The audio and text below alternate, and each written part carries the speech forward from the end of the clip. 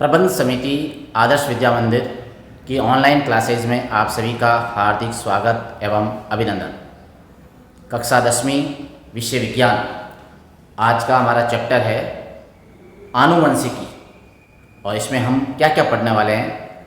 आनुवंशिकी क्या है, आनुवंशिक लक्षण क्या है, वंशागति क्या है और एक ही जाति के सदस्यों में जो विभिन्नताएं आती हैं वो किस कारण से विभिन्नताएं आती हैं। और इसके बाद है मेंडल का जीवन वृत्त और मेंडल ने जो प्रयोग किए थे उस प्रयोग की सफलता के क्या क्या कारण थे।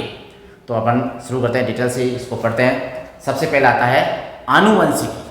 आनुवंशिकी क्या है? जेनेटिक्स, जीव विज्ञान की वह शाखा, जीव विज्ञान की वह शाखा जिसमें सजीवों के लक्षणों की आनुवंशिकता एवं विभिन्नता का अध्ययन किया जाता है। दो शब्द है इसमें, आनुवंशिकता एवं विभिन्नता का अध्ययन किया जाता है, वह आनुवंशिकी कहलाता है। जीव विज्ञान की वह शाखा जिसके अंतर्गत सजीवों के लक्षणों की आनुवंशिकता एवं विभिन्नता का अध्ययन किया जाता है, आनुवंशिकी कहलाता है। अब आनुवंशिकी जैसे इंग्लिश में कहते हैं जेनेटिक्स।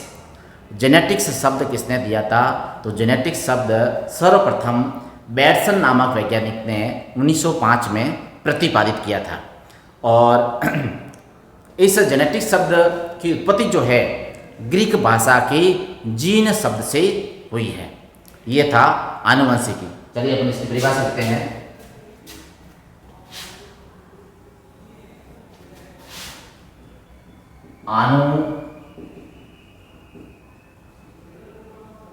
आनुवंशिकी जीव विज्ञान की वह शाखा जिसमें सजीवों के लक्षणों की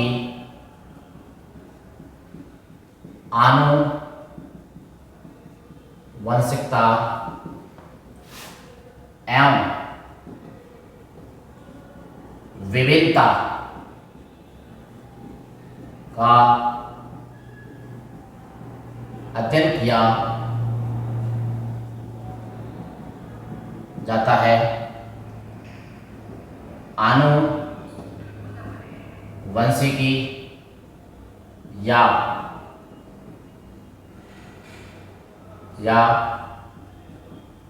जेनेटिक्स कहलाता है।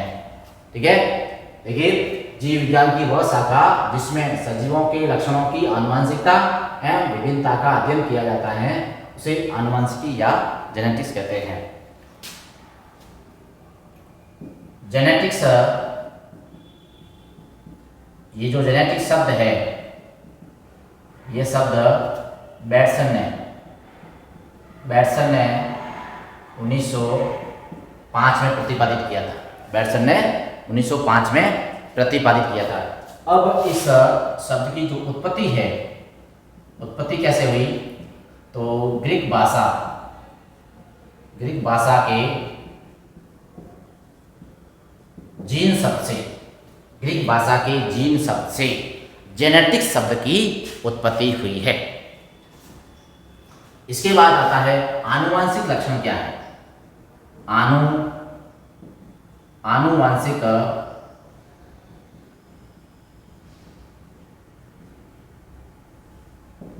आनुवंशिक लक्षण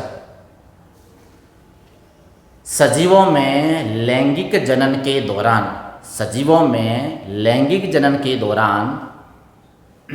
विभिन्न लक्षणों का एक पीढ़ी से दूसरी पीढ़ी में संचरण होता रहता है।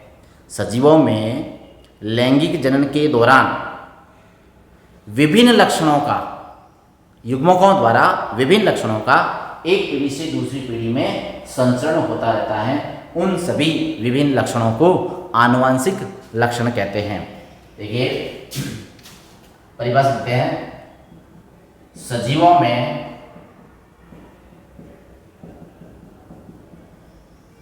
लैंगिक जनन के दौरान युग्मकों द्वारा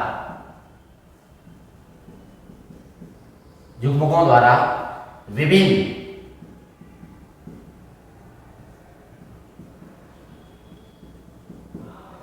लक्षणों का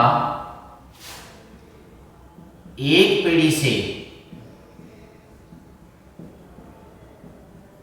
से दूसरी पीढ़ी में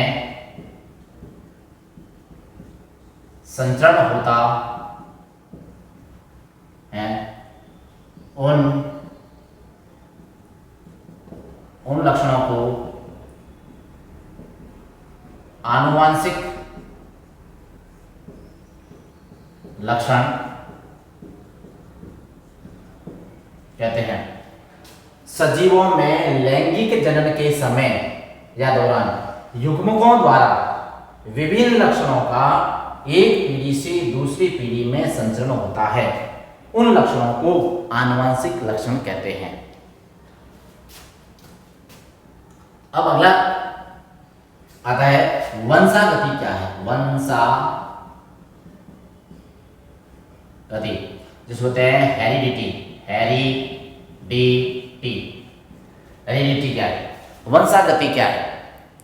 आनुवांशिक लक्षणों का, जो आपने पढ़ा है आनुवांशिक लक्षणों का जनक पीढ़ी से संतति पीढ़ी में संचरण होना। जनक मतलब माता पिता से संतान में आना। उन लक्षणों का, आनुवांशिक लक्षणों का माता पिता से संतान में आना, यानी जनक पीढ़ी से संतति पीढ़ी में आना या संचरित होना वंशागति कहलाता है, हेरिडिटी कहलाता है। हेरिडिटी शब्द सबसे पहले स्पेंसर ने प्रतिपादित किया था 1863 में। तो वंशागति देखिए, आनुवांशिक लक्षणों का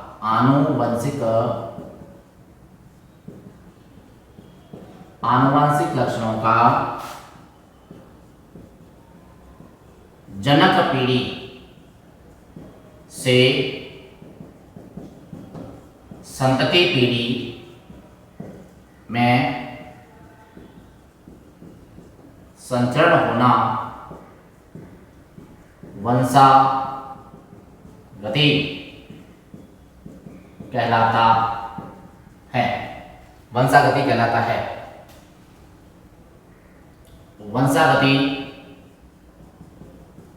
या बोलते हैं हेरिडिटी।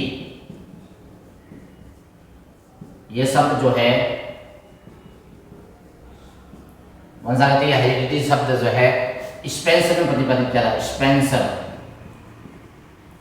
1863 में प्रतिपादित किया था।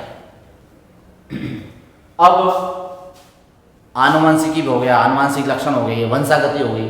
अब आता है विभिन्नता। मतलब एक ही जाति के सदस्यों में विभिन्नताएं किस कारण आती हैं? विभिन्नता का कारण देता है। देखो,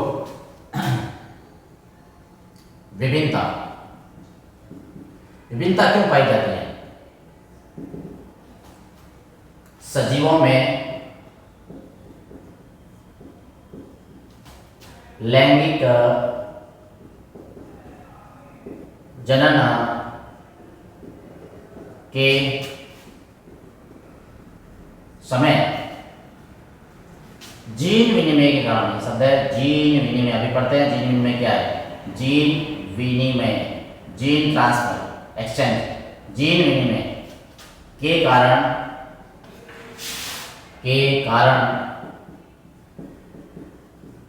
एक ही जाति के सदस्यों में विभिन्नताएं पाई जाती है। सजीवों में लैंगिक जनन के समय जीन विनिमय के कारण, क्रॉसिंग ओवर के कारण एक ही जाति के सदस्यों में विभिन्नताएं पाई जाती हैं। विभिन्नताएं पाई जाना भी बहुत जरूरी है, क्योंकि जनक पीढ़ी की जो संतति बनती है उसकी उत्तरजीविता बनाए रखने के लिए, आगे से आगे संतान उसकी जीवन बनाए रखने के लिए विभिन्नता का पाया जाना जरूरी है। अगर विभिन्नताएं नहीं पाएगी तो उसकी जो संतानों की उत्पत्ति है वो उत्तरोत्तर बढ़ेगी नहीं, कहीं ऐसी विकट परिस्थिति आएगी तो समाप्त होने की संभावना रहती है। इसलिए प्रत्येक जाति के अंदर विभिन्नताएं पाए जाना जरूरी है और अच्छी बात है। विभिन्नताएं। अब आता है जीन विनिमय। क्या है जीन विनिमय? जीन विनिमय होते हैं crossing over. Crossing over gene विनिमय क्या होता है? जीन विनिमय क्रॉसिंग ओवर। इधर जीनों का ट्रांसफर कैसे होता है? देखिए, ये है गुणसूत्र पूरा और ये कहलाता है अर्ध गुणसूत्र।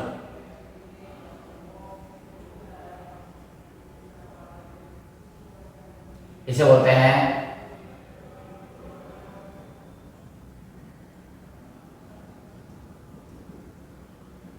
समजात गुणसूत्र। क्या बोलते हैं? समजात गुणसूत्र। पूरा जो है ये गुणसूत्र है, उसका एक पार्ट जो है ये वाला भाग, ये कहलाता है अर्ध गुणसूत्र या क्रोमेटिड कहलाता है। अब इनके अंदर देखो क्रॉसिंग होता है, कुंडलित होते हैं आपस में, एक दूसरे के पास पास आते हैं। तो इस प्रकार से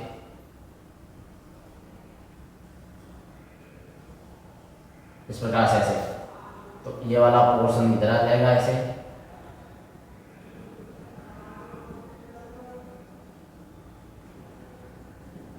ये दोनों गुणसूत्र जो आपस में क्या हो गए? कुंडलित हो गए। गुणसूत्र कुंडलित गुणसूत्र हो गए। अब इसमें जीनों का क्या हो गया? ट्रांसफर हो गया, जीन एक्सचेंज हो गया आपस में, जीनों का एक्सचेंज हो गया। तो एक्सचेंज होगा तो कैसे बनाएगा वापस?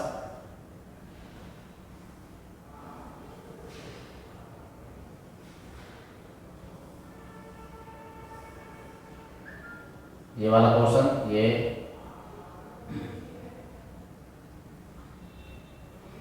इसका ये जो था भाग, ये इसमें आ गया ऐसे, ये जीन इसमें आ गया,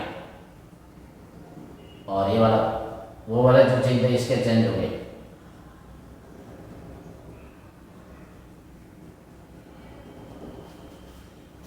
ये जीन चेंज हो गए, तो ये कहलाता है क्रॉसिंग ओवर, जीन विनिमय।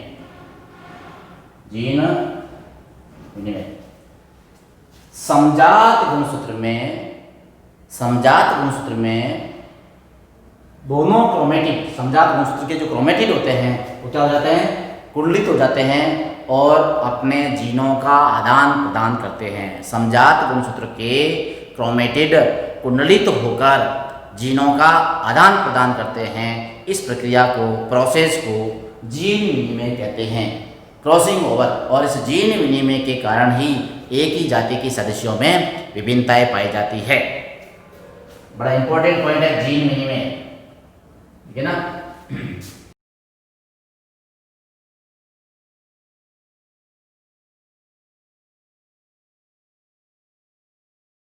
जीवन व्रत मेंडल ने जो प्रयोग किए थे, मेंडल का जीवन व्रत।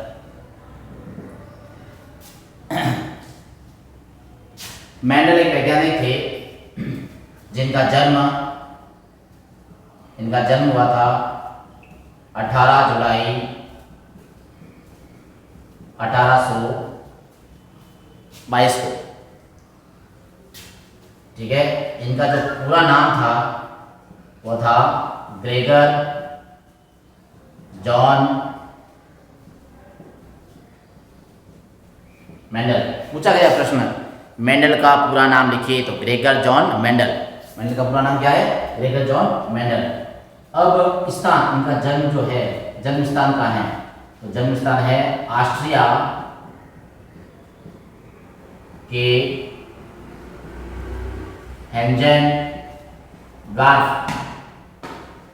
हेंजनडार्फ प्रांत है, उस प्रांत के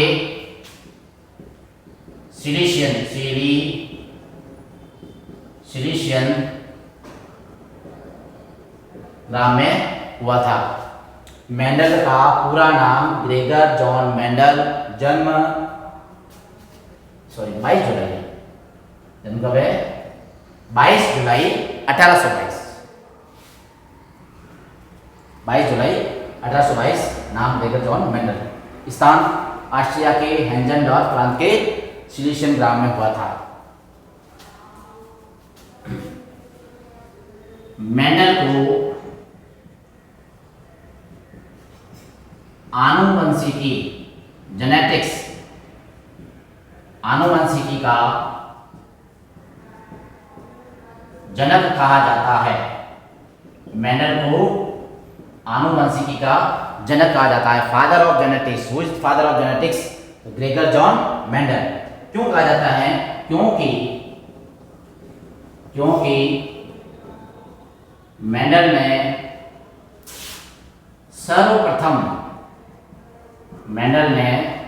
सर्वप्रथम पादपों में वंशागति के नियम प्रतिपादित किए थे। इसलिए मेंडल को आनुवंशिकी का जनक कहा जाता है। क्यों कहा जाता है? क्योंकि मेंडल ने सर्वप्रथम वंशागति के नियम प्रतिपादित किए थे और इन नियमों के कारण इसे आनुवंशिकी का जनक कहा जाता है। फिर क्या हुआ देखिए आगे। दर्शन शास्त्र की डिग्री प्राप्त करने के पश्चात दर्शन शास्त्र की डिग्री प्राप्त करने के बाद ऑस्ट्रिया का ब्रून शहर था, वहां पर चर्च के पादरी बने। प्राप्त करने के बाद ऑस्ट्रिया के ब्रून शहर में चर्च के पादरी